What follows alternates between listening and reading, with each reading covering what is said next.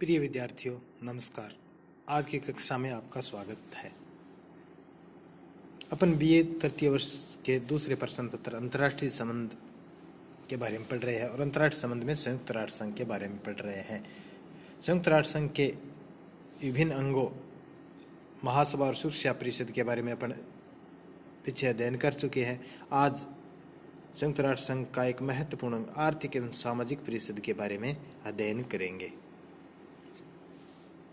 आर्थिक तथा सामाजिक परिषद इस धारणा पर आधारित है कि अंतर्राष्ट्रीय शांति केवल राजनीतिक विवादों के समाधान पर ही निर्भर नहीं करती, वरन अंतर्राष्ट्रीय आर्थिक, सामाजिक और उनसे संबंधित अन्य समस्याओं के संबंध में उचित और प्रभावपूर्ण कार्यवाही पर भी निर्भर करती है। राजनीतिक स्थिरता के अतिरिक्त सामाजिक स्थिरता और आर्थिक संतोष भी अंतर्राष्ट्रीय शांति और सुरक्षा की स्थापना के लिए जरूरी है।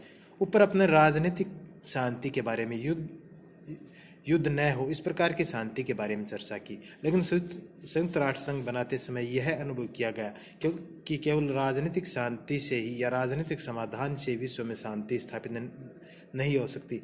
अंतर्राष्ट्रीय शांति के लिए आर्थिक, सामाजिक आदि क्षेत्रों में विभिन्न जो समस्याएं हैं उनका भी समाधान अगर होगा तभी पूर्ण रूप से विश्व में शांति कायम रह सकती है। तो इन्हीं परिस्थितियों को ध्यान में रखते हुए आर्थिक और सामाजिक परिषद की स्थापना की गई, क्योंकि आर्थिक और सामाजिक परिषद की स्थापना का उद्देश्य अंतर्राष्ट्रीय क्षेत्र में आर्थिक और सामाजिक क्षेत्र में विभिन्न समस्याओं का समाधान करके राजनीतिक स्थिरता को मजबूती प्रदान करना है। अब इनकी संरचना, प्रारंभ में इस परिषद में 18 सदस्य होते थे, यानी मूल जो संयुक्त राष्ट्र संघ का चार्टर था उसमें सामाजिक और आर्थिक परिषद में 18 सदस्य थे, लेकिन 1966 में चार्टर में संशोधन करके इनके सदस्यों की संख्या 27 कर दी गई और फिर सितंबर 1973 में संशोधन करके सदस्यों की संख्या 54 कर दी गई है। यानी वर्तमान में संयुक्त राष्ट्र संघ की सामाजिक और सुरक्षा परिषद में सदस्यों की संख्या 54 है, जो मूल रूप से 18 थी। यह एक स्थायी संस्था है। इसके 1/3 सदस्य प्रतिवर्ष पद मुक्त होते हैं। प्रत्येक सदस्य की अवधि 3 वर्ष होती है। यद्यपि आर्थिक तथा सामाजिक परिषद के लिए कोई स्थायी सदस्यता का उपबंध नहीं है, तथापि व्यवहार में तथाकथित 5 बड़े सदस्य निर्वाचित होते रहते हैं। यानी यहाँ ये ध्यान रखने योग्य बात है कि ये संस्था एक स्थायी संस्था है। इनके 54 सदस्य जो है उन सबका कार्यकाल एक साथ पूरा नहीं होता है।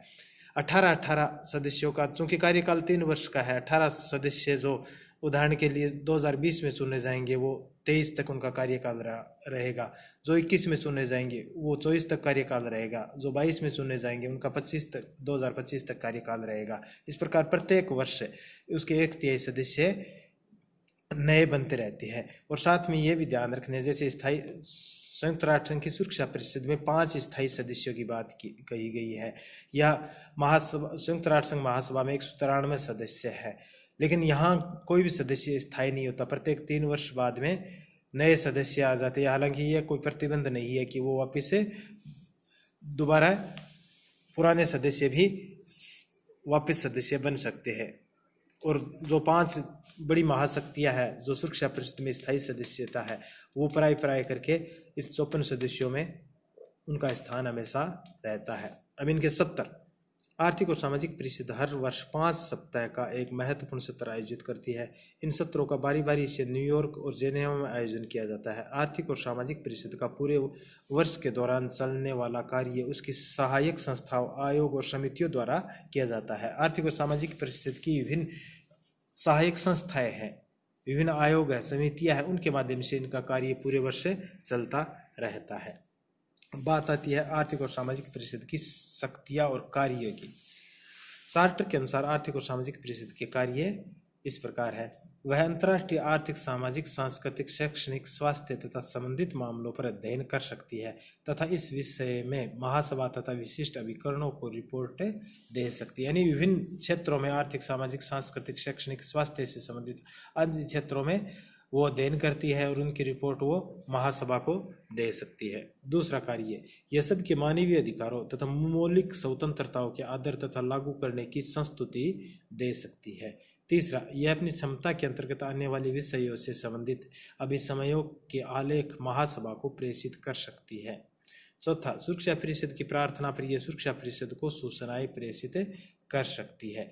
यानी एक तरह से महासभा और सुरक्षा परिषद की सहायक संस्था के रूप में, उनकी सहयोगी संस्था के रूप में है और उनको विभिन्न प्रकार की सूचनाएं, रिपोर्टें प्रेषित कर सकती है। महासभा के अनुमोदन से आर्थिक और सामाजिक परिषद सदस्यों तथा विशिष्ट एजेंसियों की प्रार्थना पर सेवाएं अर्पित कर सकती है।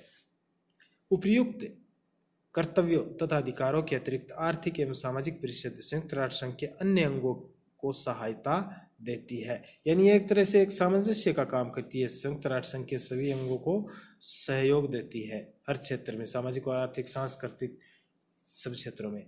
यह विभिन्न विशिष्ट अभिकरणों की गतिविधियों में समन्वय भी करती है।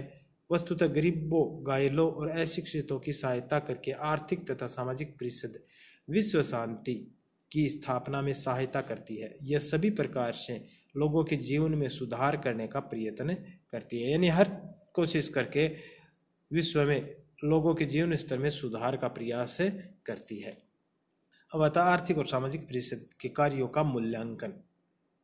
आर्थिक और सामाजिक परिषद ने अनेक क्षेत्रों में सराहनीय कार्य किया है। विशेषतः एशिया, अफ्रीका और लैटिन अमेरिका के पिछड़े हुए देशों को दी गई तकनीकी सहायता तथा मानवीय अधिकारों की घोषणा इनकी प्रमुख सफलताएं मानी जाती है। चूंकि ये तीनों महाद्वीप, एशिया, अफ्रीका और लैटिन अमेरिका, लंबे समय तक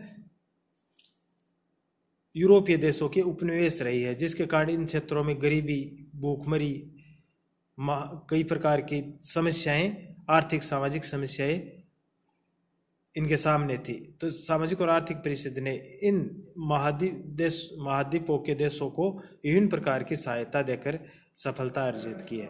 इसने विश्व को अभाव, दरिद्रता, रोग और निरक्षरता से मुक्ति दिलाने का भी प्रयास किया है। इसने सन 1948 की मानव अधिकारों की घोषणा और मूल स्वतंत्रताओं के प्रति अपार जन जागृति पैदा करने का भी प्रयास किया है। वास्तव में द्वितीय विश्व युद्ध की विषकाओं से पीड़ित मानव जाति के अविकसित और नवोदित राष्ट्रों, यानी दूसरे महायुद्ध के बाद जो एशिया, अफ्रीका महाद्वीप के जो देश स्वतंत्र हुए थे, इन राष्ट्रों के लिए एक प्रेरणा और सहायता का स्रोत रही है। यानी ये गरीब देशों के लिए, जो अविकसित विकासशील देश है, उन देशों के लिए एक तरह से महत्वपूर्ण भूमिका उन्होंने उठाई है और इन देशों की विभिन्न समस्याओं को समाधान करने का प्रयास किया है। तो इस प्रकार आर्थिक और सामाजिक परिषद का एक विश्व में एक महत्वपूर्ण स्थान है। जितना स्थान महासभा और सुरक्षा परिषद का शांति की स्थापना में है, उतना ही इनका भी सामाजिक और आर्थिक क्षेत्र में कार्य करके विभिन्न समस्याओं को समाधान का प्रयास करके विश्व में शांति व्यवस्था में इनकी महत्वपूर्ण भूमिका रही है। तो आज बस इतना ही। कल अपन संयुक्त राष्ट्र संघ के अन्य अंगों के बारे में चर्चा करेंगे। तब तक के लिए धन्यवाद।